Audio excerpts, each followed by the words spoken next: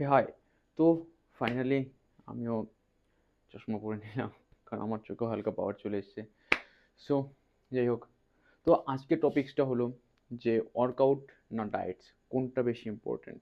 দেখো, তোমরা সবাই এই জিনিসটা ভাবো যে খুব ভালো ওয়ার্কআউট করলে, জিমে গিয়ে ডাম্বেল বেশি হেভি ওয়েট লিফট করলে, খুব বেশি হার্ড ওয়ার্ক করলেই বডি হয়ে যাবে। বাট জিনিসটা এমন না ভাই।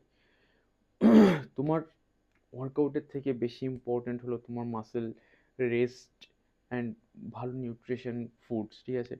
যে যদি তুমি ভালো খাবার না খাও, যদি তোমার প্রোটিন কমপ্লিট না করো, ঠিক আছে, তাহলে তুমি যতই ভালো ওয়ার্কআউট করো, যতই মেহনত করো, কখনোই তোমার ভালো ফিজিক্স হবে না।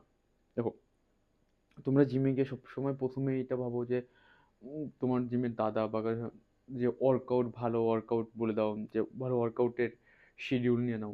বাট কখনোই এটা ভাবো না যে একটা ভালো ডায়েট চার্ট নিই, আমার একটা ভালো ডায়েট চার্ট ফলো করি। যখনই তুমি ভালো খাবে না, মানে একটা হেলদি ডায়েট চার্ট ফলো করবে, তখন দেখবে আপনা আপনি তোমার ফিজিক্সও চেঞ্জ হতে থাকবে।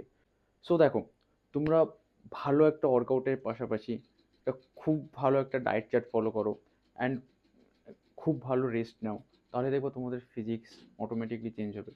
দেখো, মাসেলের সব থেকে বেশি ইম্পর্টেন্ট না ভালো ফুড আর ভালো রেস্ট, তাহলে মাসেল রিকভার হয় পুরো। আর যত তোমার মাসেল রিকভার হবে, তত বেশি তোমার গ্রোথ হবে। সো শুধু ওয়ার্কআউট না, ডায়েটের দিকেও ধ্যান দাও। সো টাটা, বাই বাই, দেখা হচ্ছে পরের ভিডিওতে।